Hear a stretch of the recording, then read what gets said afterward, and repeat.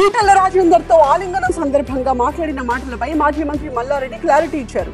ఒక ఫంక్షన్ లో కలిసిన ఈటెల రాజేందర్ ని మాట వరుసగా అభినందించాను అంటూ దానిని బీజేపీ వారే చేయడంపై సీరియస్ అయ్యారు. మల్కాజ్గిరిలో బీఆర్ఎస్ గెలుపు ఖాయమన్న మల్లారెడ్డి మల్కాజ్గిరికి ఈటెల రాజేందర్ ఏం చేశారని ప్రజలు ఓటు వేయాలి అంటూ ప్రశ్నించారు.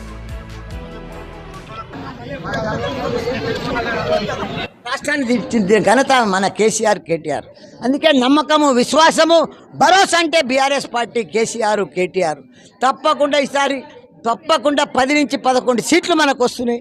నిన్న నేను ఏదో పెళ్లిలా మా ఈటెల రాజేందర్ గారిని కలిసిన పాత ఫ్రెండ్, నాతోటి సాటి మంత్రి ఉండే, ఏదో పెళ్లిలో కాగలించుకున్నా. నాకు ఎవరైనా ఫ్రెండే కదా, పగోడైనా ఫ్రెండే కదా.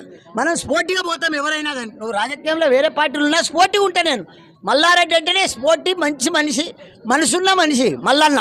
కాబట్టి అదే స్పోర్టితో పోయి కాగలించుకున్నా. ఆల్ ద బెస్ట్ చెప్పిన, గాడ్ బ్లెస్ చెప్పినాం.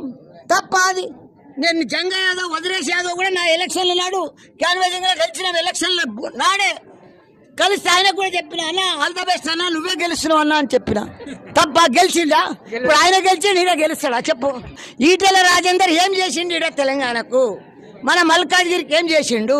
కాంగ్రెస్ పార్టీ ఏం చేసింది? ఎవ్వరేం చేయలే. గెలిచేది బీఆర్ఎస్ పార్టీ, గెలిచేది రాగిడి లక్ష్మారెడ్డి గారు.